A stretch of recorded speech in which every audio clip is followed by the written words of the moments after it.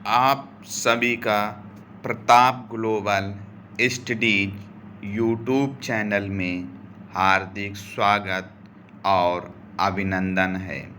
आज हम कक्षा 10 सामाजिक विज्ञान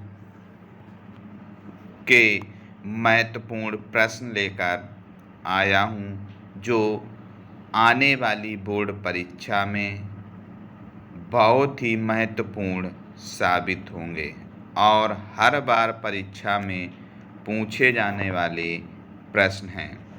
तो देखते हैं प्रश्न है। ज़्यादा समय न लेते हुए हम देखते हैं प्रश्न को।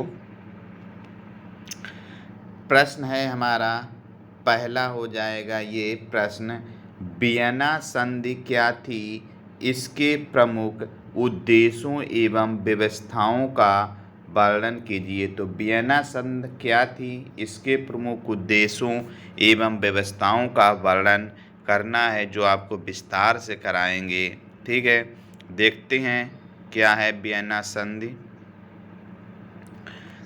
कह रहा है वियना संधि, जिसे वियना कांग्रेस 1815 के नाम से भी जाना जाता है, यूरोपीय इतिहास की एक युगांतरकारी घटना थी। नेपोलियन बोनापार्ट की हार के बाद यूरोप के भविष्य को तय करने के लिए प्रमुख यूरोपीय शक्तियों ने ऑस्ट्रिया की राजधानी वियना में एक सम्मेलन आयोजित किया था। ठीक, तो क्या है कि नेपोलियन जो बोनापार्ट था, जब उसकी हार हुई तो यूरोप में एक प्रमुख यूरोपीय शक्तियों ने अपनी राजधानी वियना में एक सम्मेलन आयोजित कराया। ठीक है, आगे देखते हैं क्या है। इसकी अध्यक्षता ऑस्ट्रिया के चांसलर ड्यूक मेटरनिक ने की थी। ठीक है, जो अध्यक्षता में की सम्मेलन किया गया था, तो वहाँ का चांसलर जो था ड्यूक मेटरनिक ने की थी, वो वहाँ का अध्यक्ष बना था। ठीक है, सम्मेलन का। आप देखते हैं इसके मुख्य उद्देश्य हैं। वियना संधि के मुख्य उद्देश्य। इस उद्देश्य का प्राथमिक लक्ष्य नेपोलियन द्वारा यूरोप में किए गए बदलावों को खत्म करना और एक नई व्यवस्था स्थापित करना था। तो जो नेपोलियन जब शासक था, उसने जो यहाँ पे बदलाव किए थे, उसको ड्यू मेटरनिक जो और इसकी जो कंपनी थी, उसको क्या करना चाहता था, खत्म करना चाहता था।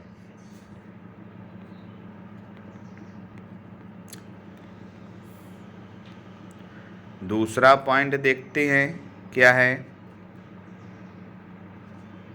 दूसरा पॉइंट है राजतंत्र की बहाली। नेपोलियन द्वारा हटाए गए रूढ़िवादी राजवंशों जैसे फ्रांस में बुर्बो राजवंश को फिर से सत्ता में लाना। तो जो नेपोलियन ने रूढ़िवादी राजवंशों को हटा दिया था, तो उसको फिर सत्ता में लाना चाहते थे। ठीक है,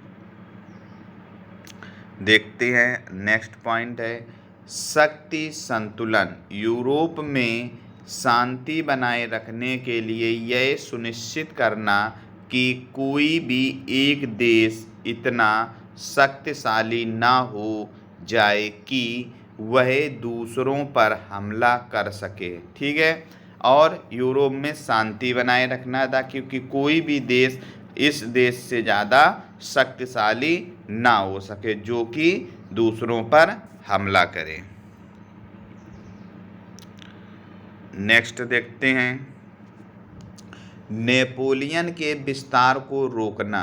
फ्रांस की सीमाओं के चारों ओर मजबूत राज्यों का घेरा बनाना, ताकि भविष्य में फ्रांस फिर से विस्तार ना कर सके। ठीक है, तो नेपोलियन जो था वो कहाँ का, फ्रांस का शासक था। ठीक है, तो इतनी फ्रांस की सीमाओं के चारों ओर मजबूत राज्यों का घेरा बनाना था ताकि फ्रांस पे फिर वो कोई भी हमला ना कर सके या विस्तार ना कर सके। फिर है रूढ़िवादी की स्थापना। फ्रांसीसी क्रांति के दौरान उभरे लोकतांत्रिक और राष्ट्रवादी विचारों को दबाना। ठीक है, ये है। आगे देखते हैं।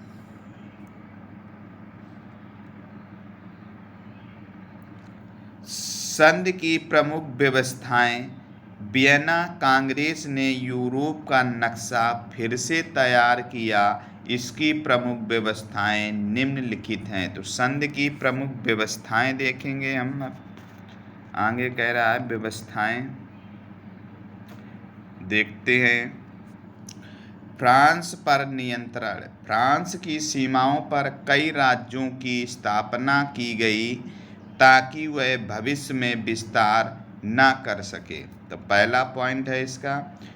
उत्तर में नीदरलैंड राज्य का स्थापित किया गया जिसमें बेल्जियम शामिल था। ठीक है, तो उत्तर में नीदरलैंड राज्य बनाया गया और जिसमें बेल्जियम को शामिल किया गया।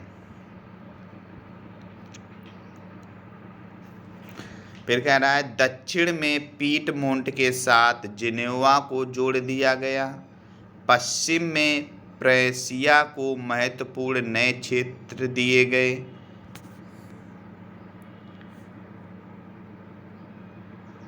फिर कह रहा है क्षेत्रीय बदलाव। प्रमुख शक्तियों को उनके सहयोग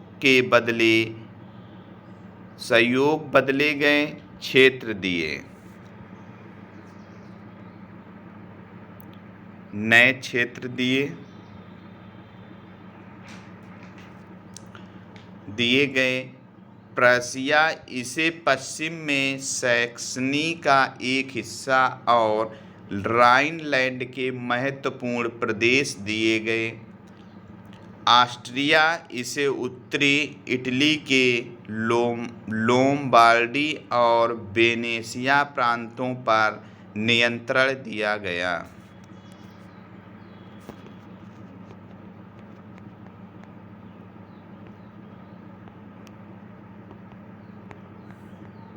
और देखते हैं। कह रहा है कि रूस इसे पोलैंड का एक बड़ा हिस्सा दिया गया। ब्रिटेन इसे समुद्र पार कई महत्वपूर्ण उपनिवेश जैसे माल्टा, मॉरिशस प्राप्त हुए। इन देशों के साथ साझा किया इन देशों ने। ये इसका नक्शा है। आगे देखते हैं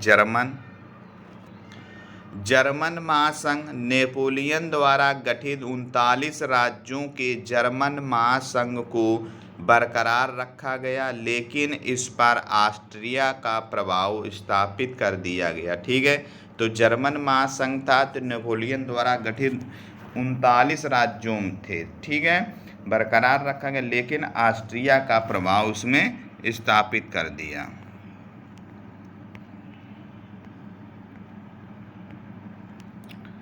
देखते हैं। चौथा पॉइंट है राजवंशों की पुनर्स्थापना। फ्रांस में बूर्बो राजवंश को फिर से गद्दी पर बिठाया गया। इसी तरह स्पेन और इटली के कुछ राज्यों को भी पुरानी राजशाही व्यवस्था लागू की गई।